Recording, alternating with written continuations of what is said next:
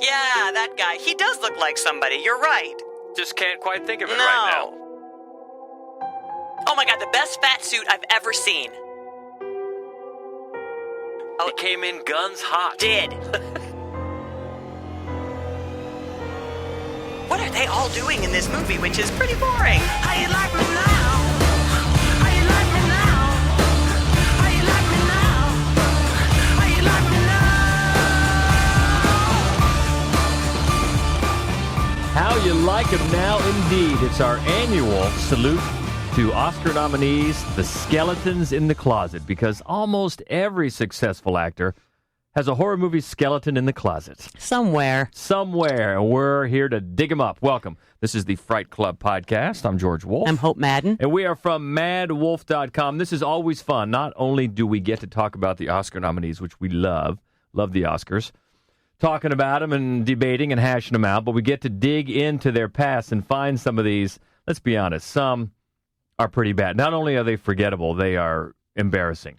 But that's what happens when they're starting their career. They take a job, you got to get a job, and a lot of these, I think that these people are so talented, even though they were young and green and raw, you can still spot some talent. Not always. Not always. But sometimes. We got a couple on this list, you're like, ooh. But I know what you're saying. It's like Tom Hanks, and he knows you're alone. Like, you're watching this god-awful movie, and all of a sudden, for like 1.5 scenes, there's Tom Hanks. You know, like 75 minutes in, you're like, whoa, my God, acting. Yeah, that's future GD national treasure. That's right. Tom Hanks. So he is not on this list because he did not get an Oscar nomination, although he was fine. Did a fine job in the post.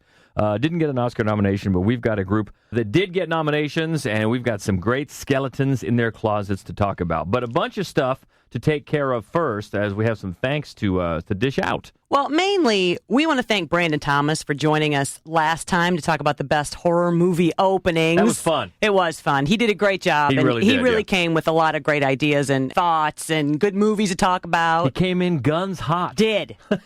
But because of him, I'm not going to blame him, but we have kind of a revolt on our hands. Let's blame him. All right. Because what I find is that basically Fright Club people wanted to see Scream on the list. Right, that's understandable. And it didn't make our list. It did make Brandon's list, though, so I guess everybody loves him now, and we'll be listening to his new podcast instead. Well, we've created a monster. Well, you know what? That's not to say that we don't think the opening to Scream is deserving. We liked it very much. We love it. And as we said last week, there were like 9 movies that kept moving in and out of numbers 5 and 6. I mean, there were so many great ones. So, well, you know what? There's nothing wrong with a good controversy. No. You know, stir it up. Hot takes. That's right. What it's Hot about. takes. Clicks. So many people were mad, though. But Silas, in particular, had a pretty funny story about Scream because he said he watched it years after it came out. Watched the opening scene and then told the people he was with what was going to happen next, like he already knew. So he's not allowed to watch it anymore. And also Tom Howard had one as well, because he and Tammy were young parents when they watched it, and understandably so. They were just shaken and frightened by it, as you would be, because you remember when you're new parents, you're like, anything that even thinks about coming and giving some harm to my child, you know, you just freak. Right. Yeah, boy. Right. He told a great story about that on Facebook, and I said, boy, I bet. I can only imagine. Yeah. D-Zach was more or less happy with the list, though. I was thrown a little bit by what he said. I thought he was saying he only liked number 1, but no, that's not what he was saying. He was saying he was good with the list, more or less, so that's a good thing. Okay, well, good. Well, we had a lot of fun doing it, talking about the openings, and, of course, that leads to the question, as we said, what about the endings? And we will get to that. We will. But we also have to say a big thank you especially, to our buddy Dan, who just chimed in. Was that today? It was today. Dan is my new best friend. With a fantastic comment on Twitter, and it's well-deserved. You want to explain? Well, he just said because it is Women in Horror Month, and he referred to me as a horror journalist. Thank you, Dan. And said that people should listen. And also he said he has never made it to a live event. So come out, Dan. Oh, we would come love out to see on Valentine's Day. Yeah, and feel the love. Actually, you know what? And this is totally, I swear to God, this is true. It was just today I was scrolling, I think it was on Facebook or some social media thing, and I saw some post about women in horror, and I thought of you. I really did. I'm like, well, hey, you qualify. So, Dan, I appreciate it. You got that great sentiment before I could, but I 100% agree. and we would love to see you at a Fright Club Live. So why don't we just plug it? Our next Fright Club Live is coming up here in days. It's Valentine's Day. It is the 14th, Valentine's Day. Wednesday, back as we always are at Gateway Film Center in Columbus, Ohio. Going to talk about sex and death, and we're going to show, this qualifies trouble every day. Yes. This is going to, it'll trouble some people. It will. Maybe every day, at least that day. So come see what we mean. And we've been getting some good, remember I said I was unsure of the song that we might use. Now, see, I'm irritated by that because I picked a song long ago, but George never lets me pick a song. It's a hot take. It's more controversy here on the Fright Club podcast. Okay. Anything else? We got to get to these skeletons in their do you closets. Want to say? Say who gave me the recommendation? Yeah. Yeah, the one I like the best is Donna. Donna, you're the leader in the clubhouse right now. So we will see what comes when we get to the podcast for Fright Club Live, Sex and Death. But you want to get to these skeletons in these respective closets? Yeah. Do you know what, though?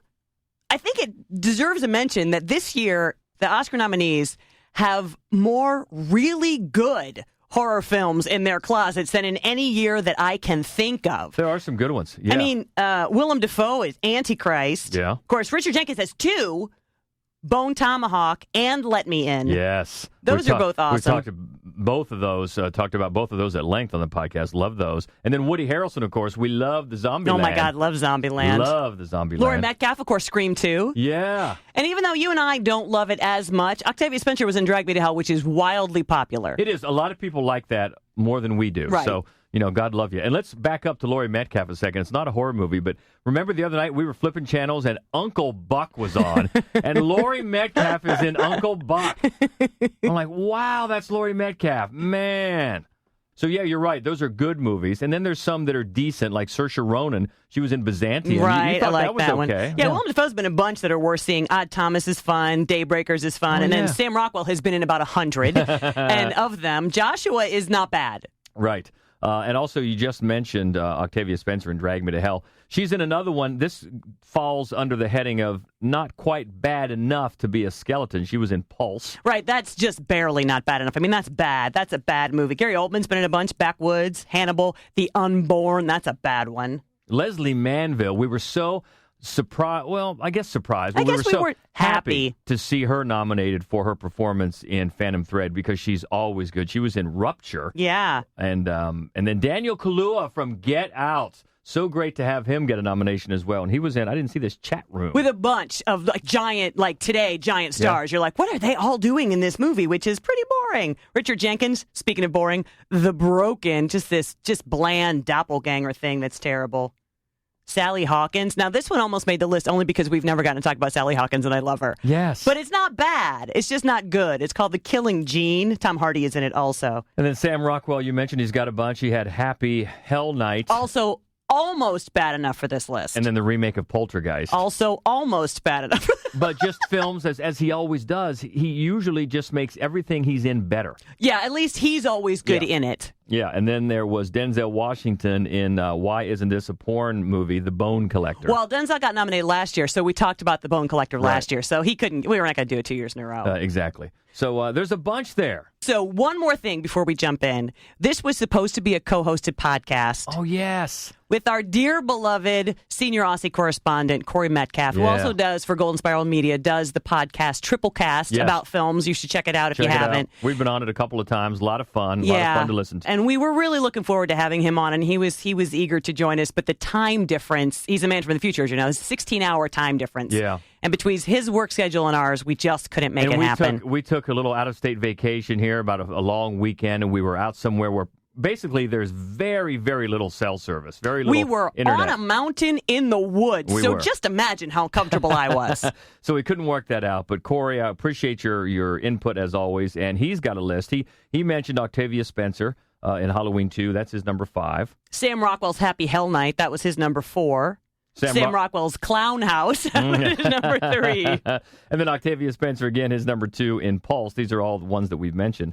And his number 1 was Gary Oldman in The Unborn. So we were going to talk about those with Corey more at length. It didn't work out. We'll make it up to you. We'll get a rain check here one of these days. But that's a good list, and I think there's going to be some crossover with our list once we start. So let's do that. At number 5, it is Octavia Spencer. She is nominated this year for her performance in The Shape of Water. But back in 2009, she was the night nurse in Rob Zombie's Halloween 2.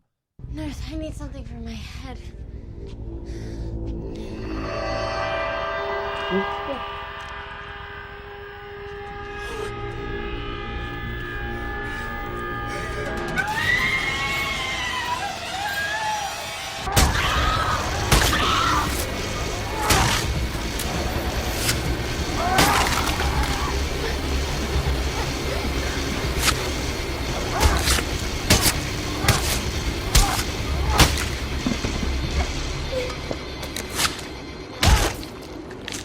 Not a lot of dialogue in that clip, but that is Octavia getting stabbed multiple times. Yes. It's a good death scene. She dies really well. She does. Yeah. It's a funny thing because there are very few performances in the entire film that you could point to as being worth watching. And you know what? Rewatching that, I thought, no, that was good. So Rob Zombie's Halloween films, actually Rob Zombie's canon is it's not a group of films that we particularly like. I like The Devil's Rejects, and that is the end of it. Yeah, that's another area where some people, there's a core group of zombie fans that really disagree with us here, but we're not real big fans, and that includes this movie. Yeah, it's just bad. Of course, I disliked his Halloween because I don't think it was made by a fan of the film. He may think he's a fan of the film, but I think he came at it with the idea he was going to fix it. He was going to correct it. He was going to correct one of the greatest horror films ever made. And I'm opposed to that. I'm opposed to it as well. It's a curious way to come at it, and in no means does he do that. Does he fix anything? And he makes some changes. Like, this is the only Halloween movie where Dr. Loomis pretty much dies for certain, where Sam Loomis dies for certain. Malcolm McDowell in these films. Yeah, in this film, standing in for Donald Pleasance. The thing about a lot of zombie movies, Rob Zombie movies, is when he thinks he's doing homage, and it just seems like he's cribbing. Yeah, it really does. Well, I mean, here's the thing that I like about Rob Zombie films is that he collects a cast of hardcore horror fan favorites. Yes, I'll give him that. And he does it every time, except he also has his wife in these films, which is never a good idea. But other than that, it's almost entirely just really great character actors you never get to see except in horror films. Yep. And he does it again in this one, and that is fun as well. And you know what? I don't think I disliked Halloween 2 as much as I disliked Halloween because it's not the same movie. It's a somewhat new story. Mm-hmm. And also, there are these weird dream sequences where Michael Myers is like imagining his dead mother coming to him on a horse and things like that. And those are all right. I mean, that flight's of fancy that I kind of dug. But on the whole, no. I think it's just it's a grim, mirthless, boring retread. Yeah, so that's why it qualifies as a skeleton in Octavia Spencer's closet. Her role as a night nurse in Halloween 2 from 2009. Before we go away from Halloween, have you seen the pictures? Everybody's probably seen the pictures making their way around social media of Jamie Lee Curtis on the set of the new one. It is exciting, I gotta say. I've been excited about this from the beginning. At first, people weren't super thrilled because David Gordon Green and Danny McBride, who together made Eastbound and Down, right? They were the creative sort of minds behind this, and people thought they don't want a comedy. Yeah. But David Gordon Green, if you're not familiar with his work, he has made a ton of great little indie films. His more mainstream films have been, except for Pineapple Express, have been less interesting. But I would watch anything that he's ever done. In fact, one of my favorites is a movie with Sam Rockwell called Snow Angels, which isn't a horror movie, but it's tense and uncomfortable and really well done. So I was excited from the get-go because I love both of those guys. Yeah, and he did All the Real Girls. Oh. He did that movie nobody saw except us called Joe. Yes. Remember that with Nicolas Cage? Yeah. Pineapple Express is freaking hilarious. I love Joe. Yeah, Joe was good. And certainly dramatic indies. This is his first full-on horror film, but I'm saying you were talking about people's reaction because most of the films that I think people know from him, they think comedy, especially with Danny McBride. Right, sure. Because Pineapple Express made a ton of money. Yeah. So that's, I think, where a lot of the reaction came from. But I think you're right. Look at all his work, and I'm not really concerned that much about it just because their names are attached to it. No, particularly because he's a really good director, and I feel like that's the most important thing outside of a writer is to have a great director. So I'm excited about it, and those pictures only made me more excited. Yeah, so that'll be fun. So we got off the track a little bit, but let's move up to number 4 in this year's Skeletons in the Closet. Oscar nominees, all with horror films in their backgrounds. Gary Oldman is at number 4. I think he is maybe as big of a lock in this year's Oscar as anybody. Yes. He's probably almost, I'd say 99% going to take home Best Actor for his role in Darkest Hour. And he was fantastic. He was fantastic. As Winston Churchill. He's better than the movie. Yes, he is. Actually, aided by some incredible makeup and a fat suit. Oh, my God, the best fat suit I've ever seen. We'll go back to his skeleton, 1992. It was Bram Stoker's Dracula. Welcome to my home. Enter freely of your own will and leave some of the happiness you bring. Count Dracula? I am Dracula. And I bid you welcome, Mr. Harcourt, to my house. Come in.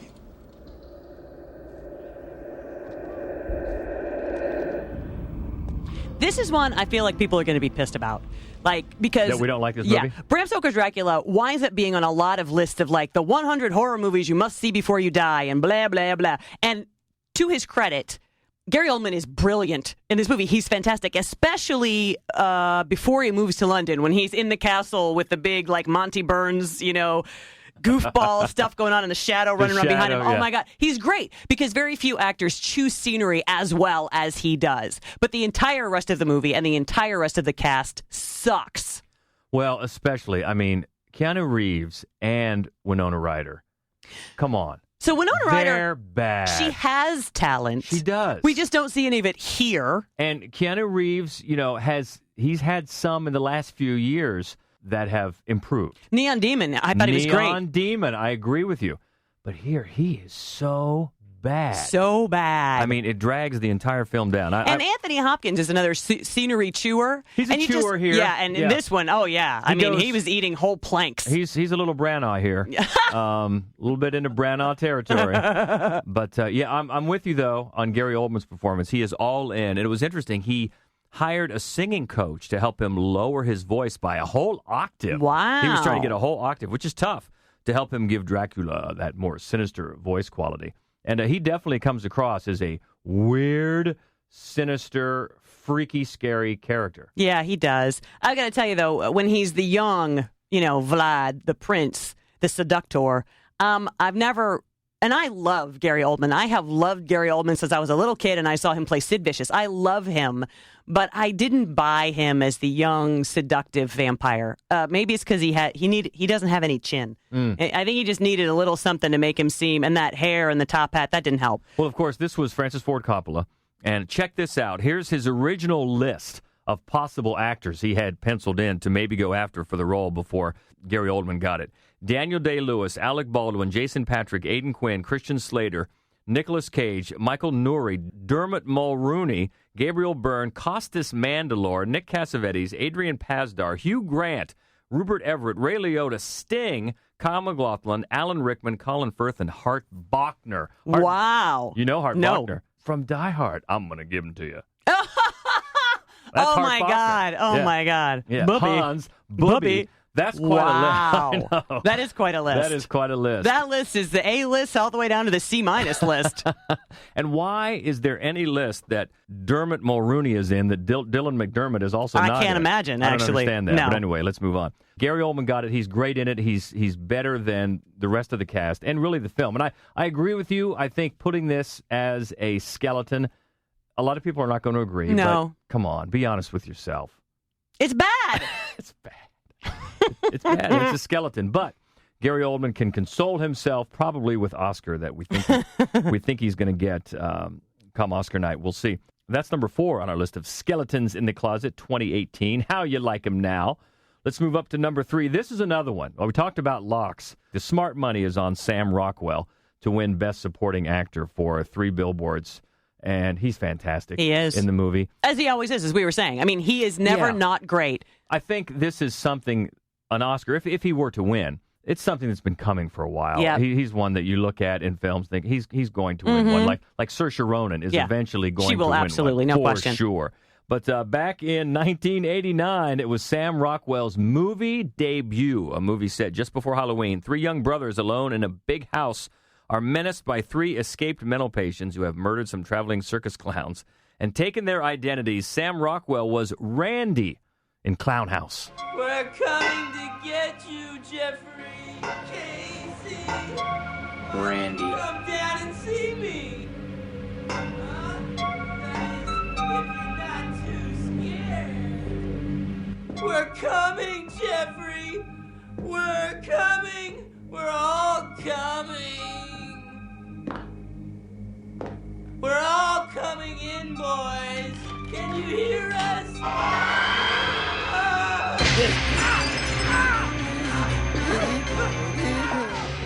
So here's one that overlaps the list. So Laurie Metcalf also had this at number 3. Right. It's not good. We've talked about it before, actually. We've mentioned this movie before in our Clowns podcast. Yeah, and because it's taken on a very sad turn here over the last few years when we found out unsettling things about the director. Sure. And so Victor Salva directed this, and I think it was his first film, and then he promptly went to prison for a while for having molested the young star of the film. Yeah. Not Sam Rockwell, but the boy who plays the youngest brother. And then, he came back, he rebounded, he made Jeepers Creepers, he made Jeepers Creepers 2, and then he went to cast Jeepers Creepers 3, and people were like, wait a minute, aren't you a pedophile? It's just funny that it took so long for that to catch up to him. And weren't there other accusations on the set of Jeepers Creepers 2? I'm not sure. What I remember, though, is that when he's casting Jeepers Creepers 3, he was looking specifically for an 18-year-old who looked much younger. Yeah. And I think that set off waves like, wait a minute. Yeah, and actually you're right, Clown House was his feature debut, but he made a short film in 86 called Something in the Basement that Francis Ford Coppola saw, was impressed, and then gave him 25 G's to make this movie. Wow. He was that much impressed with him, and he also gave him the same cameras that George Lucas had used to make American Graffiti. Holy cow. To film this movie. So, Coppola saw a lot of potential, filmmaking potential, and it got him really able to have the wherewithal, the equipment, and money to make this movie. Well, that's interesting because I've always wondered to myself how this got into the competition at Sundance, and it did. Yeah. At Sundance. Well, I'm like, did anybody see it? But if they had Coppola behind him, then maybe that was, because it's just awful. It's derivative pap, it's, there's nothing about it that's particularly well made. There are 3 clowns. They don't speak. They're creepy. The clowns themselves are creepy. The movie is terrible. But Sam Rockwell, who's, I don't know, he was a teenager, and he plays the oldest brother, a dick, and he's convincing and he's fun. A little bit like Chet. Yeah, exactly. Chet from Weird Science. Yeah, exactly. Like a greasy pork sandwich kind of guy. Right, exactly. He picks on his younger brother because his younger brother is phobic about clowns, like Silas, our friend Silas. And then, of course, the younger brother is right, and the clowns are coming to kill him. So Sam Rockwell, obviously on to greater things, probably going to be an Oscar winner very soon. Clown House, His Skeleton in the Closet from 1989. That is number 3 on our list. And moving up to number 2, this is one, is this kind of a curveball? Nobody has mentioned it. It wasn't on Corey's list. We haven't mentioned it yet. And she gave a fantastic performance this year as Tonya Harding. She's not going to win Best Actress, but Margot Robbie as Tonya Harding. If you haven't seen I, Tonya, and I think a lot of people just with the idea of a movie about Tonya Harding, at least a lot of people that we've talked to are like, I don't want to see that. Trust us. The tone that they take on the movie is so enjoyable. And Margot Robbie is great. And another lock, almost lock, I think, for the Oscars, Allison Janney as Tonya Harding's mom. Oh, yeah. It's either going to be her or Laurie Metcalf. Yeah. But the performances in the entire movie and the way it's directed are great. It's a lot of fun. And Margot Robbie is fantastic. But her skeleton in the closet is from 2009 when a sadistic voyeuristic killer is stalking the city. 3 curious teenagers, while spying on their neighbors, believe they've discovered his identity. But when your high-rise apartment is filled with closed-circuit cameras, who is really watching whom? Margot was Tristan Waters in I See You. Still playing I Spy, I see. Nothing else to do.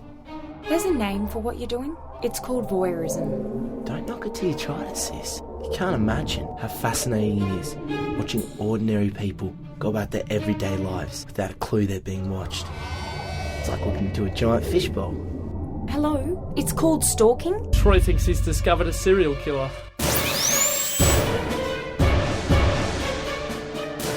Bad, George. It's bad.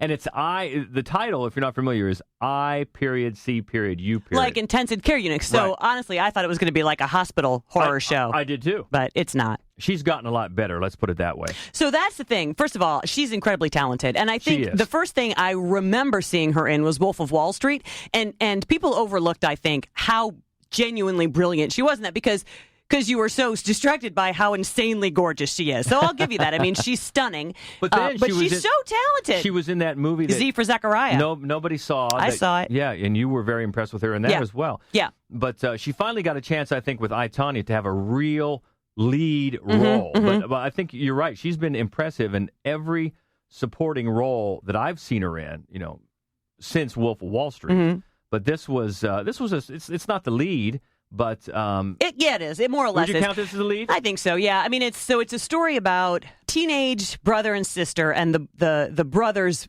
dorky friend who go to stay with their dad for a weekend in Sydney, Australia, while the mom goes to some like spa resort. The parents are maybe divorcing, and this is the dad's last chance to prove that he can be a good dad. And so they're staying in this, high rise where you can see into the windows of the high-rise across the street. And, of course, the dad immediately, back to his old ways, he's a cop, and somebody calls, and he has to go to the crime scene. So he abandons the kids, and they're all mad, and they're all bored, and they're all just being voyeurs, and they've got out some binoculars, and they've got a camera, and they're filming the people across the way who are probably looking at them. And Margot Robbie plays the annoying, bitchy sister who winds up being kind of the central focus. Black-haired, by the way. She does have black hair in it. She also, within the first 3 minutes of the movie, takes a shower, then goes swimming, then changes her clothes like 5 more times. If you're curious as to why she got cast, which is unfortunate because she can act, although you would not know it from this movie. And the two kids are they're idiotic. Oh, yeah. The voyeuristic kids.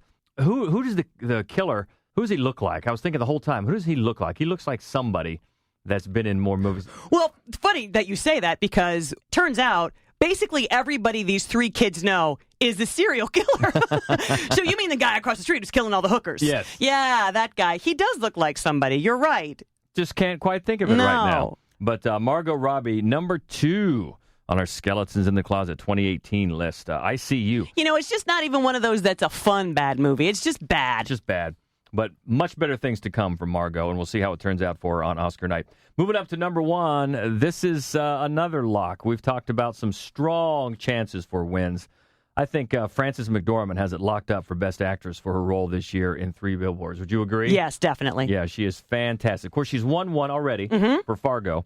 But, deservedly so. Deservedly so. She was so great. That's right, and she just owns 3 Billboards. But let's go way back to 1985 when a pair of whacked-out, cartoon-like exterminator/hitmen kill the owner of a burglar alarm company and stalk the partner who hired them, his wife, and a nerd framed for the murder who tells the story in flashback from the electric chair. It sounds zany. It's Sam Raimi's Crime Wave, and Frances McDormand was a nun. Crime Wave, a fiendish plan to turn citizens into shock absorbers. Nancy!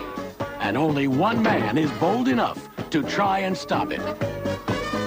Lady, you ain't seen nothing yet!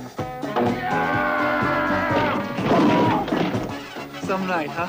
It couldn't possibly have been worse.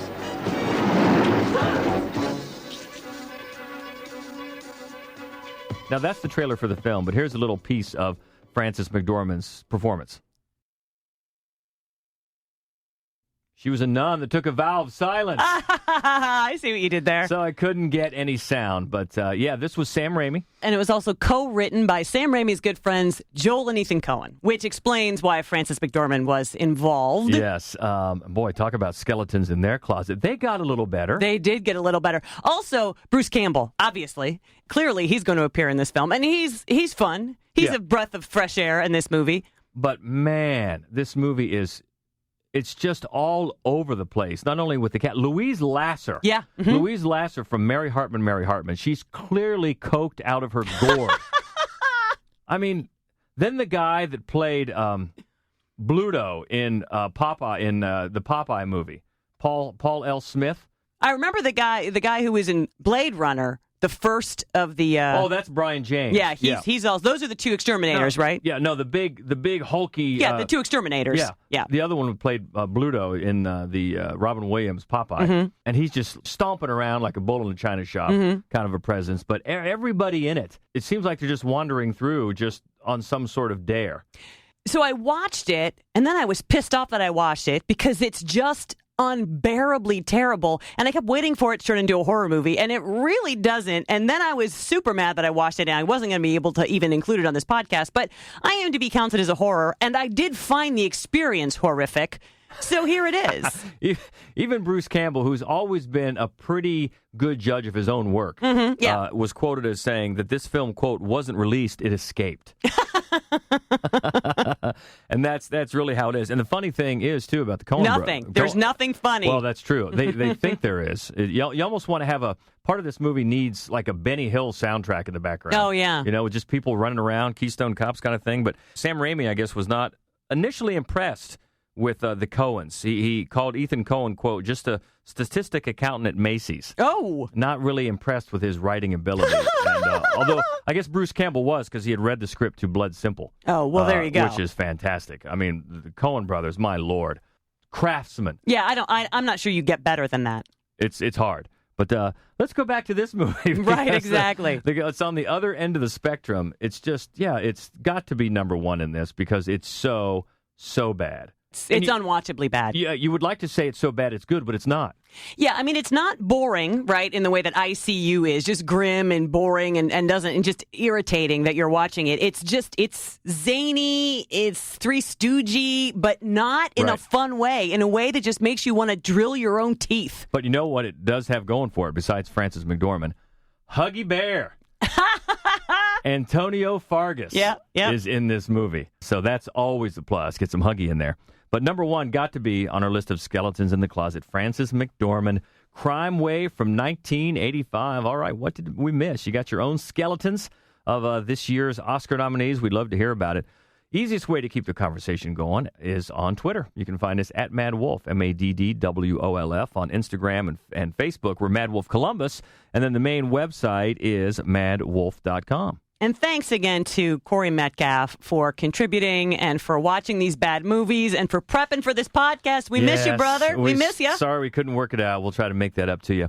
And we look forward to, as we said, on Valentine's Day Eve, the 14th, we'll be there at Gateway Film Center, High Street in Columbus, Ohio, for the next Fright Club Live. Love to see you. We're looking at you, Dave. That's right. To come out and enjoy a little sex and death talk and watch Trouble Every Day. That should be fun. And we look it'll totally put you in the mood. It's a great Valentine's Day movie. I'm lying. You won't have sex again. Well, I'm really excited to see it. Got you flowers and everything. So until then, we hope to hear from you. I am George Wolf. I'm Hope Madden. And this is the Fright Club Podcast. Stay frightful, my friends. How you like